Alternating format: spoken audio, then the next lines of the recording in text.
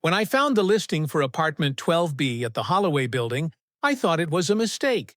One bedroom, hardwood floors, walking distance to the subway, and the rent was almost half what I'd been paying for my shoebox studio across town.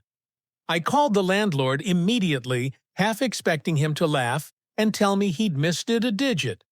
"No mistake," Mr. Garrett said over the phone. His voice was rough, like he'd spent years smoking cigarettes in dusty rooms. "Unit's been empty for a while. Just want someone reliable in there." I scheduled a viewing for the next day. The Holloway Building stood on a quiet street in a neighborhood I'd walked through 100 times but never really noticed. It was one of those pre-war buildings that had probably been elegant once. You could see it in the cornices above the windows and the faded grandeur of the lobby. Now it just looked tired. The elevator had an out-of-order sign taped to the doors, so I took the stairs. By the time I reached the 12th floor, I was breathing hard. The hallway was dimly lit, and the carpet had a pattern that might have been burgundy once, but had faded to the color of dried rust. I counted the apartment numbers as I walked. 12A, 12B, 12C. Mr. Garrett was already waiting outside 12B. He was shorter than I'd imagined, with thin gray hair combed over a spotted scalp. He wore slacks that were slightly too big and a cardigan that had seen better decades. "You're punctual," he said, not quite smiling. I like that. The apartment was better than I'd hoped.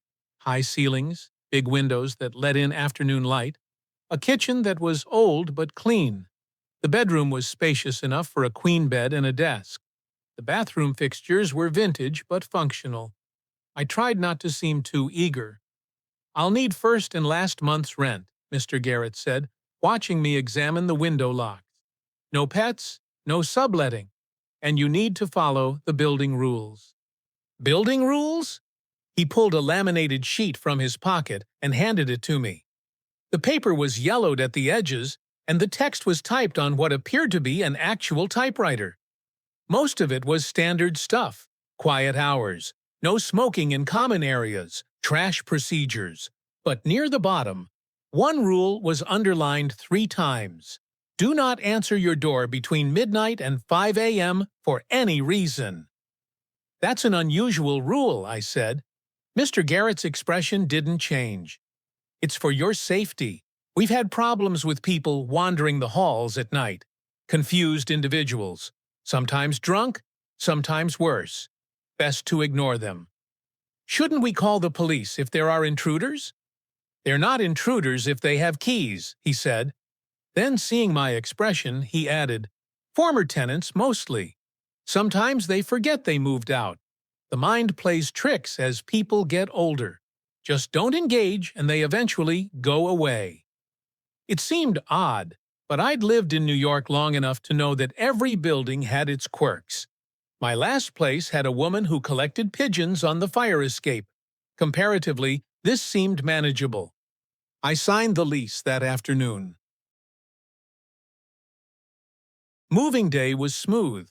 I didn't have much furniture, just what could fit in a U-Haul van. My friend Marcus helped me carry everything up the 12 flights of stairs, complaining the entire time. "Dude, your landlord needs to fix that elevator," he said, setting down a box labeled kitchen. "This is inhumane." "Rent's cheap," I said. "I can handle some stairs." "Yeah, but for how long? What if you break your leg? What if you need to move a couch?" He looked around the apartment, then out the window. "Hey, weird question, but what's that building across the way?" I joined him at the window. Directly across from us, maybe 30 feet away, was another pre-war building of similar height. The windows were dark and many were covered with heavy curtains or blinds. "No idea. Another apartment building, I guess." "Feels close," Marcus said. "Like you can probably see right into those apartments." He was right. The buildings were closer than I'd initially realized. I made a mental note to get some curtains. After Marcus left, I spent the evening unpacking. The apartment made the normal sounds of an old building: pipes clanging, the radiator hissing to life, the wood floors creaking under my weight. Around 10 p.m., I heard footsteps in the hallway.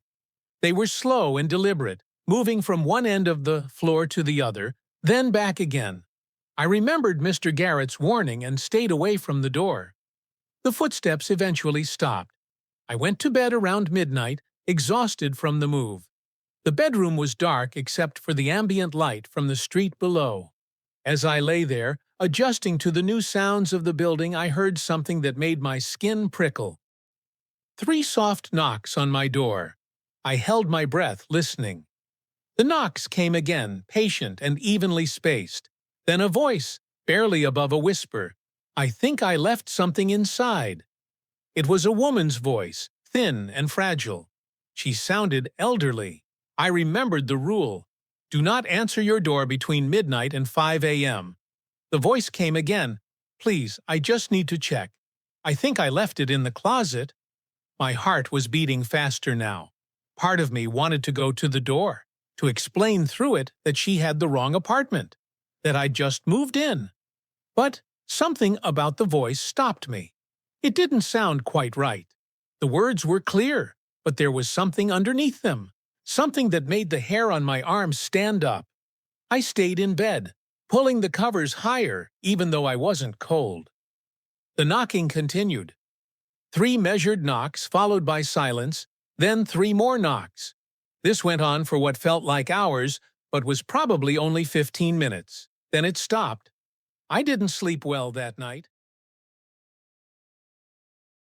Over the next few days, I settled into the apartment. I bought curtains for the windows, hung pictures on the walls, and found the closest coffee shop. The neighbors seemed normal enough. I passed a young couple in 12A and a middle-aged man in 12C. We exchanged polite nods but never spoke. Every night around midnight, the knocking started. Sometimes it was at my door. Sometimes it sounded like it was coming from 12A or 12C. The voices changed, sometimes the elderly woman, sometimes a man's voice, once what sounded like a child. But the pattern was always the same. 3 knocks, a pause, then a request to come inside. They'd say they left something behind, or they'd forgotten their keys, or they just needed to check on something quickly. I never answered. On the 4th night, I was sitting at my desk, trying to work on a freelance project, when I heard the knocking start at 12 a.m. Through my wall, I could hear the couple arguing in hushed, tense voices. Then their door opened. "Hello?" The woman from 12A said, "Is someone there?" "I lived here once," came a man's voice from the hallway. "In your apartment. I left something very important." "I'm sorry, but it's late, and we don't—" "Just let me look. It'll only take a moment. I know exactly where it is." "You need to leave," the man from the 12A said, his voice firmer. "We're calling the police." There was a long silence. Then the voice from the hallway spoke again, and this time it sounded different. The friendly, confused tone was gone, replaced by something flat and cold. "You shouldn't have opened the door." I heard the couple's door slam shut. Then rapid footsteps as they must have backed away from it. The door handle rattled violently, and someone, or something, began pounding on their door with both fists. Not knocking anymore, but hammering on it with an intensity that shook my wall. The couple was screaming now. I grabbed my phone and called 911. The operator answered, and I tried to explain what was happening, but my words were coming out jumbled. By the time I finished giving the address, the pounding had stopped. The hallway was silent. "Units are on the way," the operator said. "Stay in your apartment with the door locked." The police arrived 10 minutes later. I heard their heavy footsteps in the hallway, heard them knocking it on 12A's door. Through my peephole, I watched 2 officers help the couple from their apartment. The woman was crying, and the man was pale, one hand gripping his wife's shoulder. One of the officers walked down the hallway checking doors. His flashlight beam swept past my peephole, and for a moment I saw something that made my stomach drop. Scratches. Deep gouges in the door of 12A, running vertically from top to bottom. The wood was splintered, like someone had clawed at it with tremendous force. But that wasn't the worst part. On the floor in front of 12A, caught in the beam of the flashlight, were dark smears. They looked wet. The couple from 12A moved out the next day. I watched from my window as they loaded suitcases into a car, moving with the frantic energy of people fleeing. They didn't take most of their furniture. They just got out. That evening, I decided I needed answers. I knocked on 12C's door. The middle-aged man who answered looked like he hadn't slept well in days. His name was Robert, and when I asked him about the incident, his expression darkened. "You're the new tenant in B," he said. It wasn't a question. "How long have you been here?" "Almost a week." He laughed, but there was no humor in it. "And you haven't figured it out yet?" "Figured what out?" Robert glanced down the hallway, then gestured for me to come inside. His apartment was nearly identical to mine, but it felt different. Cluttered, with books piled on every surface and the curtains drawn tight. "I've lived here for 3 years," he said, pouring himself a drink he didn't offer to share. "I know you got the speech about not opening the door at night. Did Garrett tell you why?" "He said former tenants sometimes get confused." "That's one way to put it." Robert drank, then set the glass down with a sharp click. "This building has a problem. Has had it for as long as I've been here, and probably longer. Every floor has it, but the 12th floor is the worst." "What kind of problem?" "The kind you don't talk about unless you want people to think you're insane." He pulled a laptop from under a stack of papers and opened it. "But since you're already in it, you might as well know. People die in this building. More than they should. More than makes sense. And after they die, they don't always leave." He turned the laptop toward me. On the screen was a spreadsheet with dates, apartment numbers, and names. I scanned the list. There were dozens of entries, going back years. Next to each name was a cause of death: heart attack, stroke, fall, suicide, natural causes. "I started keeping track 2 years ago," Robert said, "after the thing in 12B. My apartment." "What thing?" "A woman named Patricia Cowan. Lived there for 20 years. Nice lady. Kept to herself. One morning, maintenance found her in the closet. She'd been dead for about a week. The medical examiner said natural causes. But here's the weird part. The door was locked from the inside. Chain on, deadbolt, everything. And she was found in the closet, curled up in the back corner like she was hiding." The room felt colder. "After that," Robert continued, "the knocking got worse. People started hearing her voice in the hallway, asking to be let in. Said she'd left something important. A few tenants were stupid enough to open their doors. They didn't last long in the building after that." "What do you mean, didn't last long?" "They moved out fast, or they died." He pointed at the screen. "See these entries from last year? All from the 12th floor. All within 6 months of answering their door." I looked at the list. He was right. 5 deaths in 6 months, all on the 12th floor. "This is insane," I said, but my voice sounded weak even to my own ears. Yeah, it is." Robert closed the laptop. "My advice? Break your lease, lose your deposit, get out. Because whatever's in this building, whatever walks these halls at night, it's not confused former tenants. It's something else, and it wants in." I didn't sleep that night. Instead, I sat at my desk with every light in the apartment on, researching the Holloway Building. The building had been constructed in 1923, a luxury apartment complex designed for the city's growing professional class. For decades, it was a desirable address.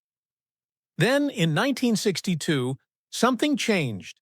I found a newspaper article from that year buried in the archives of a digitized local paper. Holloway Building Tragedy. Fire claims 12 lives. The article described a fire that started on the 12th floor in the middle of the night. 12 residents died, trapped in their apartments. The fire department's investigation concluded it was arson, but no suspect was ever identified. Here's what made my blood run cold. The fire started in apartment 12B. I found another article from a few months later. Holloway survivors report strange occurrences. Residents who'd lived through the fire reported hearing knocking at night, voices asking to be let in. Several claimed they'd seen figures in the hallways that vanished when approached. The building's management dismissed these reports as trauma responses, but the deaths didn't stop. I spent hours following the thread. Every few years, there would be another cluster of deaths on the 12th floor. Different causes, different circumstances, but always on the 12th floor. And almost always, the deceased had been found in strange positions or locations, in closets, in bathtubs, under beds, hiding places. Around 3 a.m., I heard footsteps in the hallway again. Slow, deliberate, moving from one end of the floor to the other. I went to the peephole and looked out. The hallway was empty, but the footsteps continued, growing louder as they approached my door. I watched through the peephole, my eye pressed against the cold glass, and saw nothing.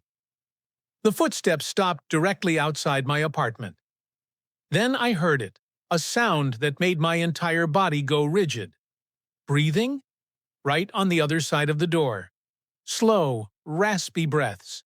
3 knocks. "I used to live there," came the elderly woman's voice. "I left something very important." I backed away from the door, my legs trembling. "Please," the voice continued. "It's in the bedroom closet. I just need to check. It'll only take a moment." I thought about Patricia Cowan, found dead in that closet, curled up in the back corner, hiding from something. "Let me in," the voice said. "Let me in, and I'll show you where I hid it. Let me in. Let me in. Let me in." The voice was changing now, becoming multiple voices, speaking in unison, old and young, male and female, all saying the same thing. "Let me in! Let me in! Let me in! Let me in!" I ran to the bedroom, slammed the door, and pushed my desk chair against it.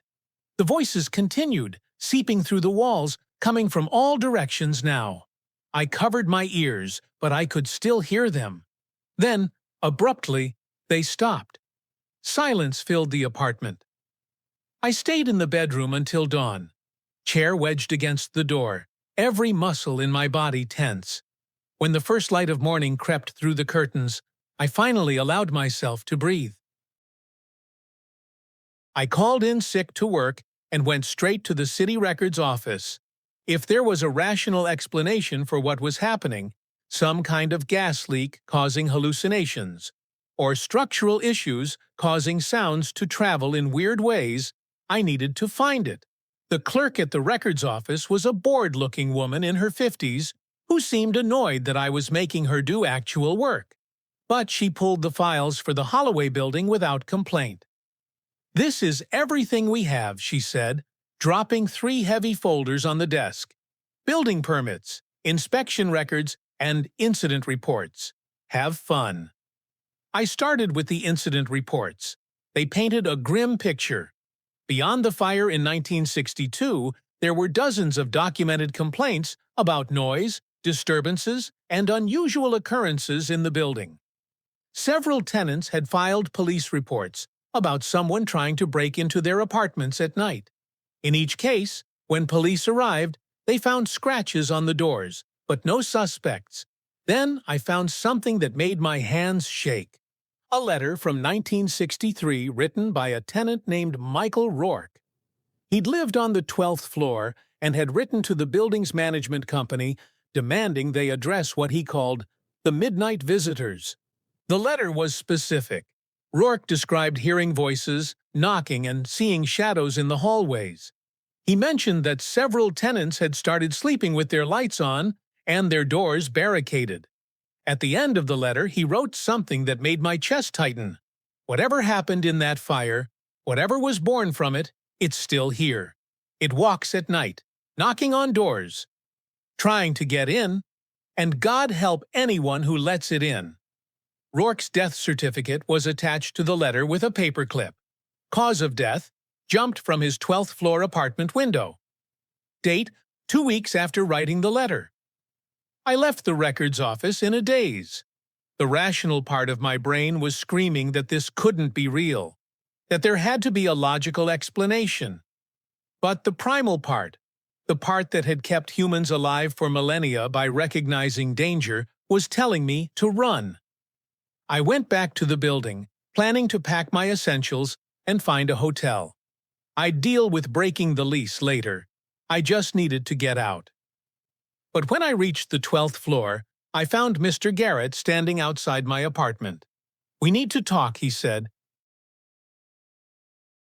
Mr. Garrett's apartment was on the 1st floor, a cluttered space that smelled like old coffee and cigarettes. He gestured for me to sit on a worn couch, then settled into a recliner that had probably been new during the Nixon administration. "You've been asking questions," he said. "Robert told me. You knew about everything that happens here?" He nodded slowly. "I've been the super here for 32 years. Before that, my father had the job. So, yes, I know." "Then why do you keep renting apartments? Why not tear the building down? Or you think we haven't tried?" He laughed, a bitter sound. "In the 70s, the owners wanted to demolish it. They had permits, contractors, everything lined up. The night before demolition was supposed to start, the foreman died in his sleep. Heart attack. His replacement died 3 days later. Car accident. The project was canceled. That's insane. Is it? Is it any more insane than voices that come at midnight? Than scratches that appear on doors?" He leaned forward, his eyes intense. "This building doesn't want to die. Whatever's in it, whatever walks the halls at night, it needs the building to exist. And it protects itself. Then why keep renting to people? You're sending them into what? A haunted building?" He shook his head. "Most people live here just fine. Follow the rules.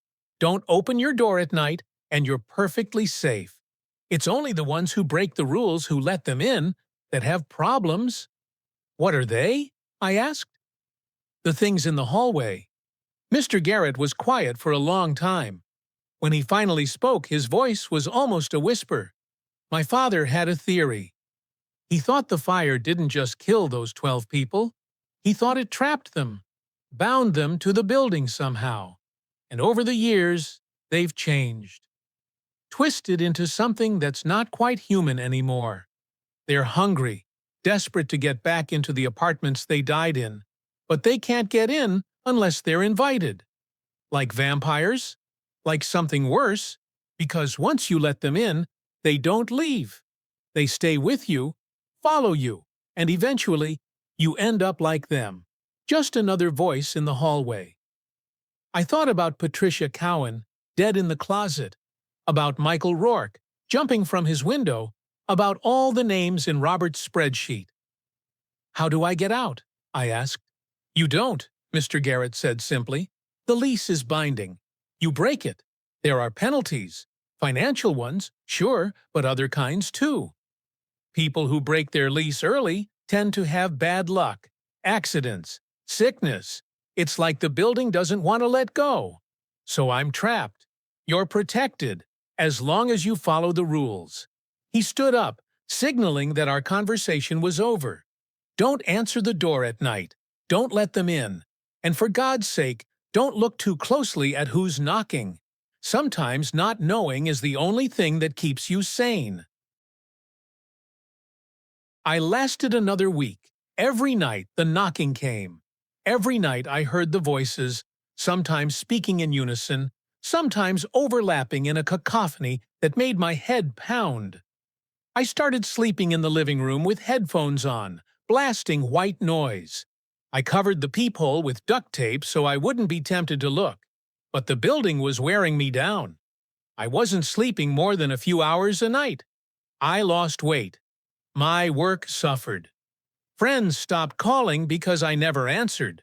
The apartment that had seemed like such a good deal was becoming a prison. On the 8th night, something changed. The knocking started earlier, around 11 p.m., and it wasn't at my door. It was coming from inside the apartment. I was at my desk when I heard it. 3 soft knocks from the bedroom. My bedroom door was closed, and I knew there was no one in there. But the knocking continued, patient and rhythmic. I grabbed my phone, ready to call the police, Robert, anyone. But then I heard the voice, and my blood turned to ice. It was my mother's voice. "Honey, are you there? I need your help. My mother died 2 years ago. Cancer. Please, baby, I don't know where I am. I'm scared." I stood up, my legs moving without conscious thought. Every rational part of my brain was screaming at me to stop, but the voice was so perfect, so exactly like her, that I couldn't help myself. "Mom," I called out, "I'm in here. In the bedroom. Please, I just need to see you." My hand was on the bedroom doorknob. I don't remember walking across the apartment, but there I was, fingers wrapped around the cold metal. "Let me see your face, honey. Let me see you one more time." I turned the knob. The door opened an inch, and I saw the darkness beyond. And in that darkness, something moved. Something that was not my mother, had never been my mother. I saw a pale face, too long and too thin, with eyes that were holes leading to nowhere. The mouth was moving, forming words in my mother's voice, but the teeth were wrong. Too many, too sharp. I slammed the door. The voice changed immediately, becoming a shriek of rage. "Let me in! You open the door! You have to let me in!" The door rattled in its frame. The knob twisted violently back and forth. I threw myself against the door, holding it closed with my full body weight, while the thing on the other side slammed against it again and again. "You opened it! The rules say you opened it!" Scratching now, fingernails, or something like fingernails, dragging down the wood.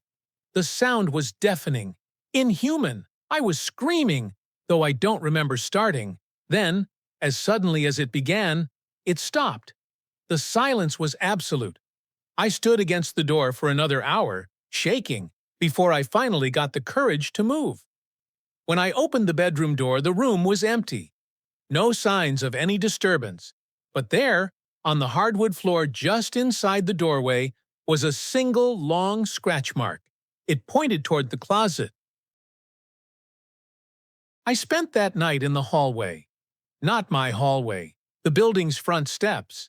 I sat there until dawn, watching the street, trying to convince myself that I'd imagined it. But the scratch mark was still there when I went back upstairs. Physical, real. Robert found me in the stairwell around noon. I must have looked terrible because his expression immediately shifted from annoyance to concern. What happened? I told him everything. The knocking from inside the apartment, my mother's voice, the thing I'd seen. He listened without interrupting, and when I finished, he just nodded. "You're lucky you closed the door," he said. "Some people don't." "What happens if you don't?" "I'll show you." He led me up to the 14th floor to an apartment at the end of the hall. The door was slightly ajar. Robert pushed it open. This was Mrs. Chen's place. She lived here for 5 years. Nice woman. Last month, she let one in. The apartment was destroyed. Not violently. There were no overturned tables or smashed furniture. But everything was wrong. The pictures on the walls hung at odd angles. The furniture had been rearranged into strange configurations that made no spatial sense. And the smell, like mildew and something else, something organic and wrong. She called maintenance about a leak, Robert said. When they got here, they found her in the bathroom.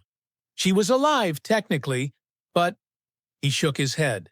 She just stared at the wall and whispered the same thing over and over. "They're still here. They're still here with me." Where is she now? Psychiatric facility. Last I heard, she still hasn't stopped whispering. We left the apartment. As Robert locked the door, I noticed deep scratches on the inside, visible through the gap, like someone had tried to claw their way out. "The thing is," Robert said as we walked back downstairs, "once you let them in, they don't leave. They become part of you, and eventually, you become part of them." Another voice in the hallway. Another thing knocking at midnight. "I need to get out of this building." "I know, but Garrett wasn't lying about the lease. I've seen people try to break it early." He paused at the landing. 2 years ago, a guy on the 8th floor decided he'd had enough, packed his stuff, called a moving truck, and left in the middle of the day. 3 days later, he walked in front of a train. Witnesses said he just stepped onto the tracks, calm as anything, like he was following someone's instructions. There has to be a way. Maybe, but I haven't found it, and I've been looking for 3 years. He put a hand on my shoulder. "Best advice I can give you. Follow the rules, don't engage, and count down the days until your lease is up. It's only a year, right? 13 months. You can survive 13 months. But I couldn't just wait 13 months. The apartment was changing me. I could feel it. I stopped going out except for absolute necessities. I started talking to myself.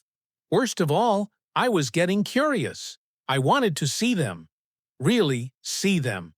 Not just glimpses through a cracked door or shadows in the hallway. I wanted to understand what they were, what they wanted. This is how it happens, I realized. This is how they get you. Not through fear, but through obsession. I started documenting everything. I set up my phone to record the hallway through the peephole at night. I wrote down every time I heard knocking, every voice, every sound. I was looking for a pattern, some kind of logic to their behavior. What I found was worse than randomness. The voices were learning. At first, they'd use the same phrases every night. "I left something inside." "I used to live here." But over time, they started getting more sophisticated.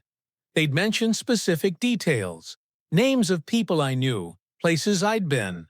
One night, a voice perfectly mimicked my boss, saying he needed me to open the door for an urgent work matter. They were adapting, using information they shouldn't have had. I reviewed the recordings from my phone. Most of the footage was unremarkable. Empty hallway, occasional shadows. But on the 5th night of recording, I saw something that made me drop the phone. At 3:17 a.m., a figure had walked past my door. In the video, it looked almost human. An elderly woman in an old-fashioned dress. But something was off about the way she moved. Her joints bent wrong. Her head was tilted at an angle that should have been impossible. And as she passed my door, she stopped and looked directly at the peephole. Directly at the camera. Her face filled the screen. It was Patricia Cowan. I recognized her from the photos I'd found in my research, but her eyes were empty black voids, and her mouth stretched impossibly wide in what might have been a smile. Then she spoke, and even though the recording had no audio, I could read her lips. "I know you're watching." I deleted the recordings after that. Some things aren't meant to be seen. On the 19th day, someone slipped a note under my door.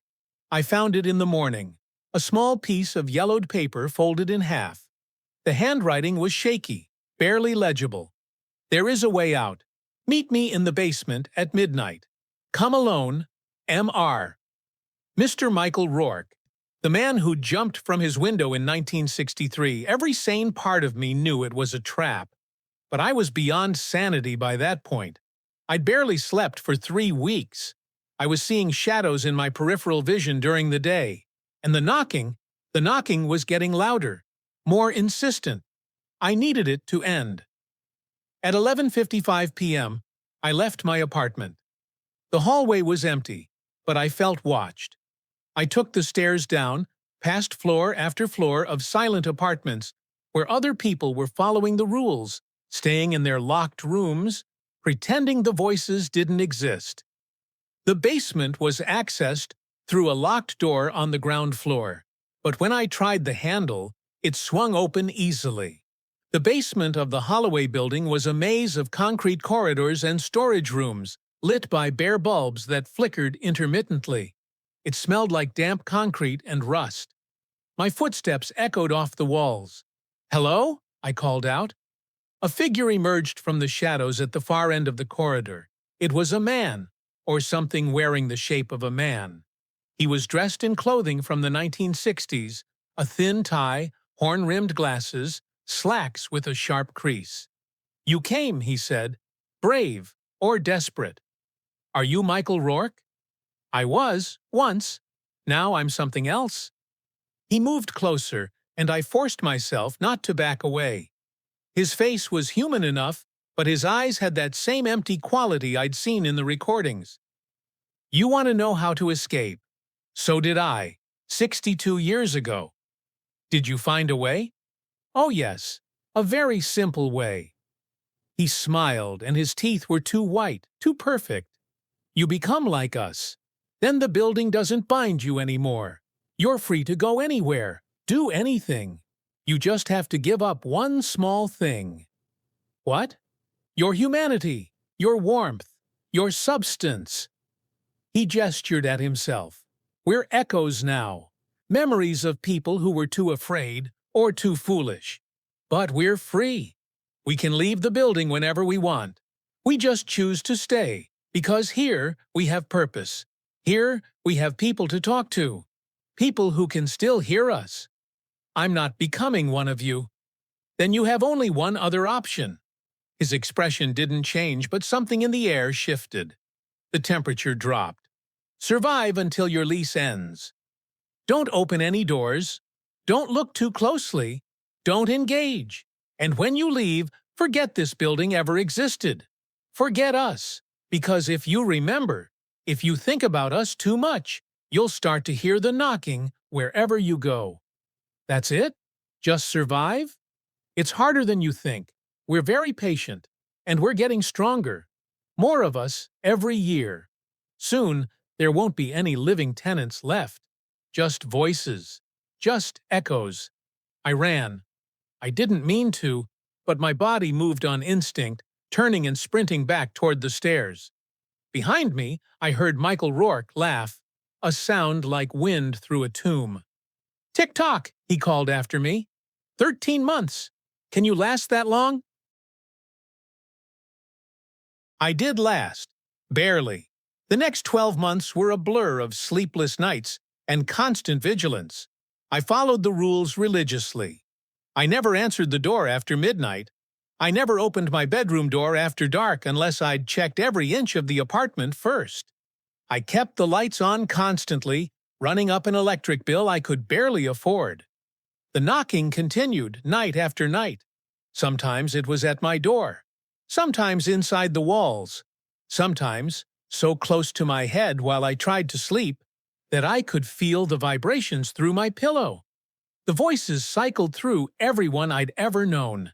Dead relatives, living friends, coworkers, my childhood dog, somehow given human speech. They were testing me, probing for weakness, looking for the one voice that would make me forget the rules. I stopped showering at night. The bathroom felt too exposed, too vulnerable. I ate cold food because I was afraid to turn my back on the apartment while cooking. I lost my job in month 7 because I'd become too unreliable, calling in sick constantly and missing deadlines. Robert checked on me once a week, bringing groceries and news from the outside world. He looked older each time I saw him, more worn down. In month 9, he told me he'd found a legal loophole to break his lease without penalty. He was moving out. "You should come with me," he said, standing in my doorway. "During daylight, always daylight. We'll figure out your lease together. Get a lawyer." "I only have 4 months left." "Look at yourself." He gestured at my reflection in the window. I barely recognized the gaunt, hollow-eyed person staring back. 4 months might as well be 4 years. This place is eating you alive. I can make it. He left without another word. I never saw him again. The 12th month was the worst. The knocking became constant, not just at night, but during the day too. The rules were breaking down, or they'd gotten strong enough to ignore them. I started finding scratches on my door in the morning. Small objects would move when I wasn't looking. The temperature in the apartment fluctuated wildly. And the voices!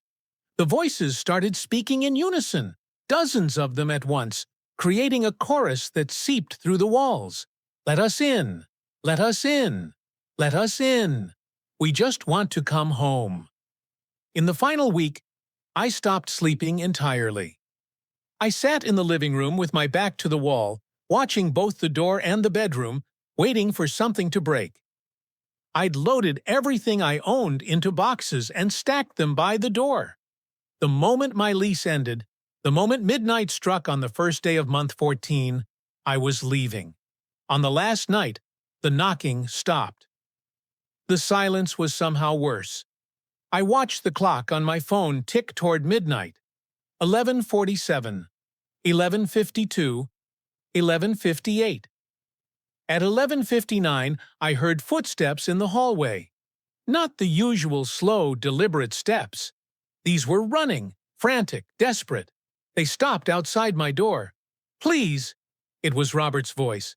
"Please, you have to let me in. They're after me. Please, I know you're in there." The doorknob rattled. I couldn't make it. I couldn't get out. "Please, please, you have to help me." I looked at my phone. 11:59 and 47 seconds. "They're here. They're right behind me. Please." 11:59 and 55 seconds. Something slammed against my door.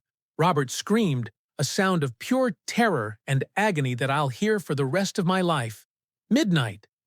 The screaming stopped, the hallway went silent, and my phone buzzed with a notification from my calendar. Lease ended. I grabbed my pre-packed bags, unlocked every lock on my door, and stepped into the hallway.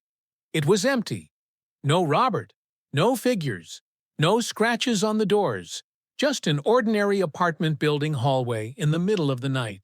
I walked to the stairs, descended all 12 flights, and left the Holloway Building forever.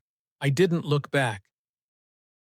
I live in a studio apartment now, in a bland modern building with fluorescent lights and thin walls. I can hear my neighbors watching TV, arguing, living their normal lives. It's the most beautiful sound in the world. I've tried to forget the Holloway Building. I really have. But some things don't let you go. Last week, I was walking through a neighborhood I didn't recognize when I saw it.